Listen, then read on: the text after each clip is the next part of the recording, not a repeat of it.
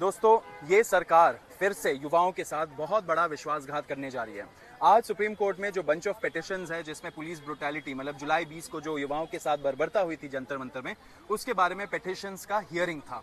उस हियरिंग में हम दोनों गए थे। वहां पे आज सुप्रीम कोर्ट के जजेस ने क्लियर कर दिया एंड सरकार से क्लियर करके बोला कि आप हमें एफआईआर्स, जो सारे देश भर में एफआईआर्स हुए छात्रों के खिलाफ, युवाओं के खिलाफ, उसका एक लिस्ट दे दीजिए। वो लिस्ट मिलते ही हम अपना आर्टिकल 142 पावर यूज करके वो सारे एफआईआर्स को एक झटके में खत्म कर देंगे, क्वॉश कर देंगे। लेकिन सरकार की मंशा आज वो नहीं लगी। सरकार हेजिटेट कर रही थी, सरकार चुप रही, सरकार ने कोई कमिटमेंट नहीं दिया। उन्होंने बोला कि 2800 हार्डन क्रिमिनल्स है, उनके लिए तो हमें इन्वेस्टिगेट करना पड़ेगा।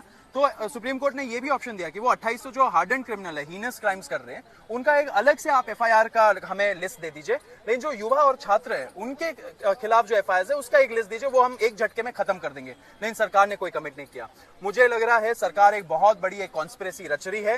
फिर से युवाओं के साथ, जेनजी के साथ एक बड़ा विश्वासघात कर रही है। कॉकरोच जनता पार्टी इस चीज का खंडन करती है एंड बिल्कुल एक्सेप्ट नहीं करेगी। हम लोग, अगर सरकार का मंशा हमें यही लगता है नेक्स्ट 1 से 2 दिन के अंदर, अगर उनका मंशा ये बदला नहीं, अगर वो अपना तरीका सुधार नहीं लेते, जो उन्होंने जुलाई 25 को कमिटमेंट दिया था पूरे देश भर के सामने युवाओं को, अगर वो उसका अमल नहीं करते, तो कॉकरोच जनता पार्टी एक अपना नेशनल वर्किंग कमेटी का मीटिंग बुलाएगी एंड उस मीटिंग में हम लोग डिसाइड करेंगे कि आगे हम लोग क्या एक्शन लेंगे, क्योंकि हम युवाओं के साथ ये विश्वासघात नहीं होने देंगे। और ये हम अगस्त 2 से देख रहे हैं, क्योंकि हमारा जो डेलीगेशन से जिससे हम मिलते हैं गवर्नमेंट के, उनको हमने एक बाकायदा पूरा ड्राफ्ट दिया था। उस ड्राफ्ट में पूरा मेंशन है कि कितना कॉम्पनसेशन देना है। उन्होंने वहाँ पे हमें गारंटी फिर से दी कि वो आर्टिकल 142 के लिए यहाँ पे बात करेंगे। अगस्त 2 के बाद से उन्होंने हमसे कोई भी मीटिंग नहीं करी है। हम कल रात तक ट्राई कर रहे थे कि हमें पता चले कि आज वो क्या बोलने वाले हैं, लेकिन वो नहीं बताया गया। इससे यही समझ में आ रहा है कि वो डीले करना चाहते हैं।